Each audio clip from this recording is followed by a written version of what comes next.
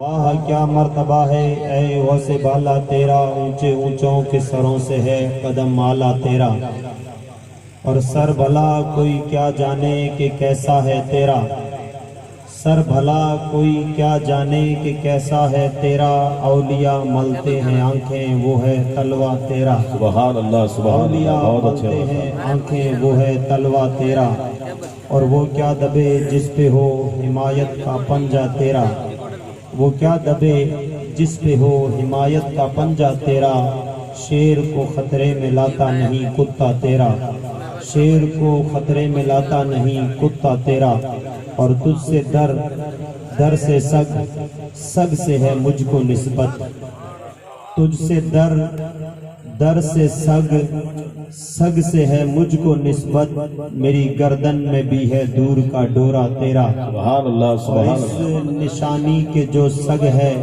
مارے نہیں جاتے، اس نشانی کے جو سگ ہے مارے نہیں جاتے، حشر تک رہے میری گردن میں پٹا تیرا، حشر تک رہے میری گردن میں پٹا تیرا، اور تیری سرکار میں لاتا ہے رضا اس کو شفیع، سبحان اللہ تیری سبحان اللہ۔ سرکار میں لاتا ہے رضا اس کو شفیع، جو میرا غوث ہے اور لاڈلا بیٹا تیرا، جو میرا غوث ہے اور لاڈلا بیٹا تیرا، اور اللہ اللہ کیے جانے سے اللہ نہ ملے، اللہ اللہ کیے جانے سے اللہ نہ ملے، اللہ والے ہوتے ہیں جو اللہ سے ملا دیتے ہیں۔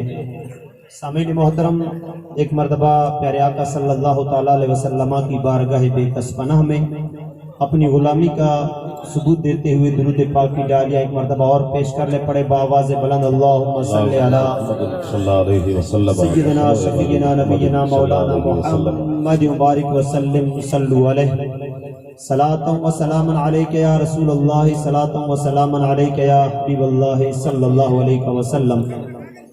حاضرین ملت، سامعین محترم، اللہ تبارک تعالیٰ کے فضل و کرم سے آج سرزمین سیوڑی پر ہمارے اکابر علماء یہاں پر جمع ہے، اور تمام عوام اہل سنت آج جو یہاں جمع ہوئی ہے، سیدنا غوث اعظم عبد القادر جیلانی رضی اللہ تعالی عنہ کا ذکر کرنے اور سننے کے لیے ہم سب یہاں پر حاضر ہوئے ہیں۔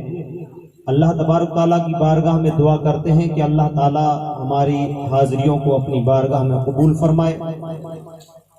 خطبہ مسنونہ کے بعد کلام پاک کی بہت مشہور و معروف آیہ پاک تلاوت کی ہے۔ اللہ تبارک تعالیٰ قرآن پاک میں ارشاد فرماتا ہے، الا ان اولیاء اللہ لا خوف علیہم ولا هم یحزنون، کہ خبردار ہے لوگوں جو اللہ تبارک تعالیٰ کے ولی ہے، نہ انہیں دنیا میں کسی چیز کا خوف ہے، نہ وہ آخرت میں کسی چیز سے رنجیدہ ہونے والے ہیں۔ دیکھیے، اللہ تبارک تعالیٰ نے کائنات بنائی، انسان پیدا کیے، آدم علیہ السلام کی نسل اس دنیا میں پھیلی، ان کی ہدایت کے لیے اللہ تبارک تعالیٰ نے انبیاء اکرام کو پیدا فرمایا۔ 1,24,000 یا 2,24,000 انبیاء اکرام یکے بعد دیگرے اس دنیا میں تشریف لاتے رہے۔ انبیاء اکرام کے آخر میں اللہ تبارک تعالیٰ نے ہمارے اور آپ کے پیارے آقا صلی اللہ تعالیٰ علیہ وسلم کو اس دنیا میں مبعوث فرمایا، اور پھر مصطفیٰ جان رحمت صلی اللہ تعالیٰ علیہ وسلم پر اللہ تعالیٰ نے نبوت کا دروازہ بند کر دیا۔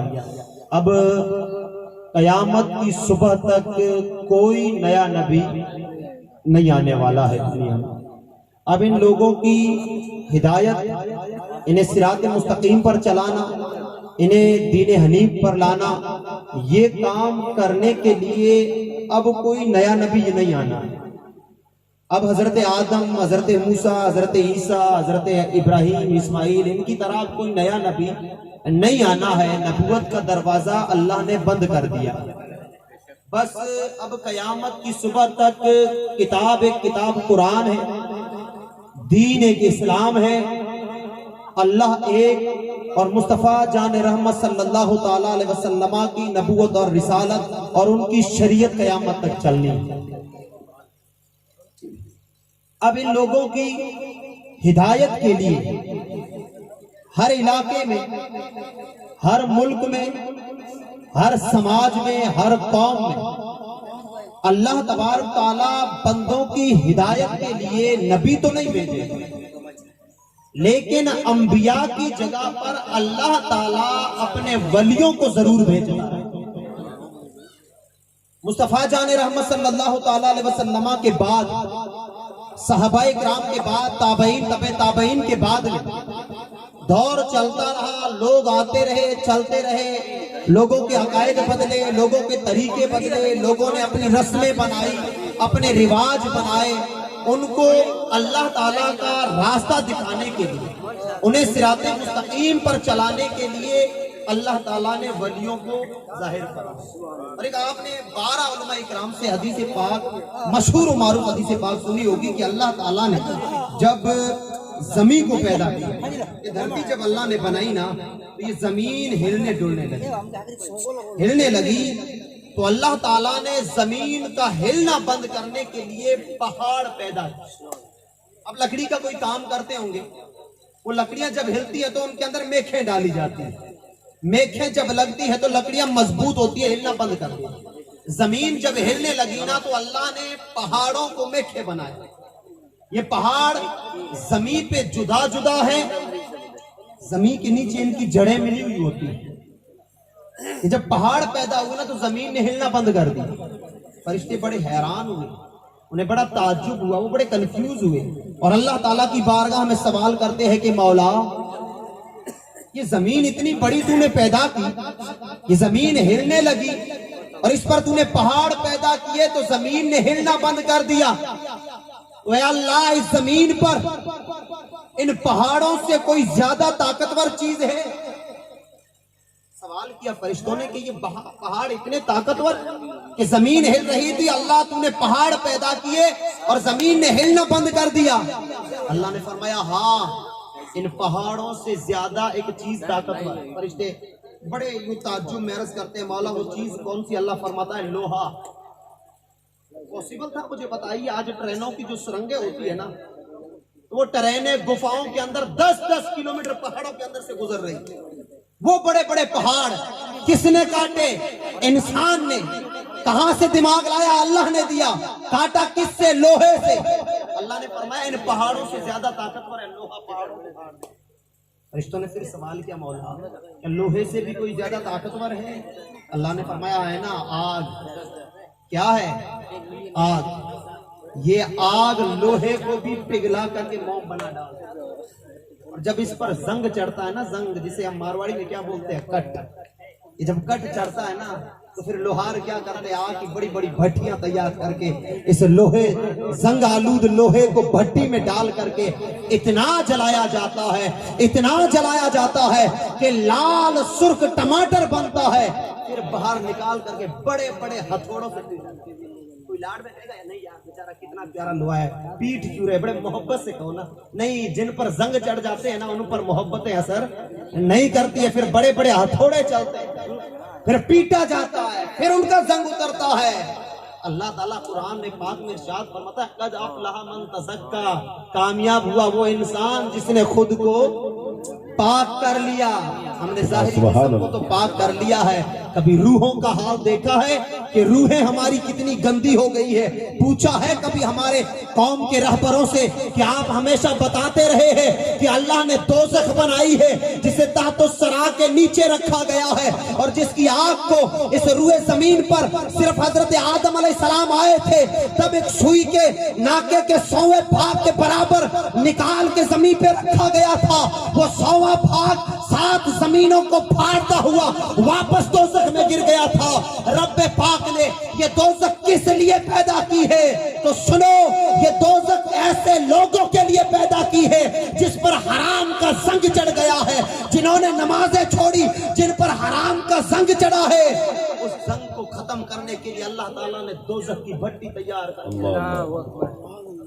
تو حدیث پاک ہے نا کہ فرشتوں نے سوال کیا مولا ان لوہے سے بھی زیادہ کوئی طاقتور؟ اللہ نے فرمایا ہاں آگ ہے، یہ لوہے کو پگھلا کر کے ختم کر ڈالتی۔ فرشتوں کو پھر بڑا تعجب ہوا، عرض کرتے مولا اس آگ سے بھی کوئی زیادہ طاقتور؟